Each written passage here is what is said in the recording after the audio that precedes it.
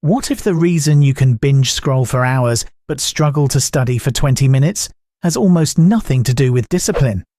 What if your brain is not lazy at all, just economically rational? Because your brain is always asking one question: where do I get the biggest reward for the lowest effort? And right now, your phone is winning that auction. The video you shared frames this as a dopamine problem built around 3 steps: deprivation, priming, and amplification.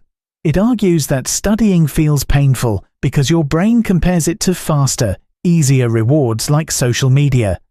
But here is the deeper insight most people miss. Dopamine is not really the chemical of pleasure.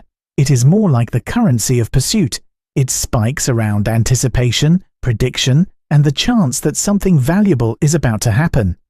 In neuroscience, this is tied to reward prediction error, the brain learning from the gap between what it expected and what it got. That means the real trick is not forcing yourself to love studying instantly.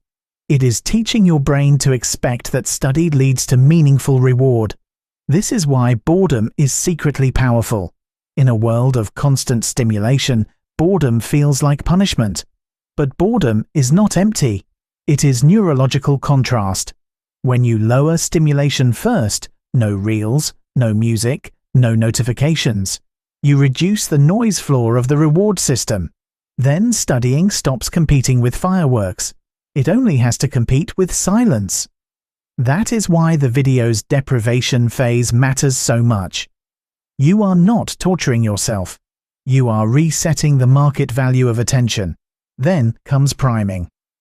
Before studying, the video suggests visualizing yourself succeeding for 2 minutes.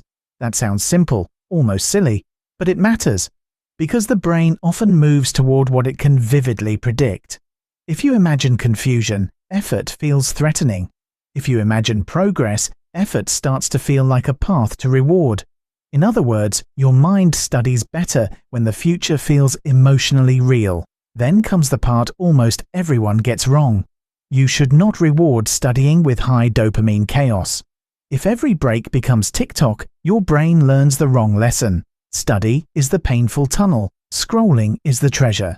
That is why the video recommends mild rewards: stretching, walking, water, a breath, a tiny win every 25 minutes. This is amplification. You are pairing effort with stability, not hijacking focus with overstimulation. Now here is the historical truth hiding underneath all of this. Great scholars were rarely more motivated than everyone else. They were better at structuring desire. Philosophers called it discipline. Psychologists call it conditioning. Economists would call it incentive design. Different language, same principle. Your future is shaped less by what you want in theory and more by what your nervous system finds rewarding in practice. So the real dopamine trick is not make studying fun. It is make distraction less dominant, make progress more expected, and make small wins repeatable.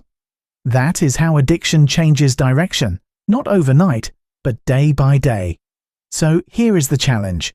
For the next 5 days, do this before every study session. 30 minutes of low stimulation. 2 minutes of visualizing successful focus. 25-minute study blocks. 2 to 5 minute low stimulation breaks. No phone jackpots in the middle. Because once your brain stops expecting constant fireworks, something strange happens. Understanding becomes rewarding. Solving becomes exciting. Progress becomes addictive. And that is the moment studying stops feeling like punishment and starts feeling like power.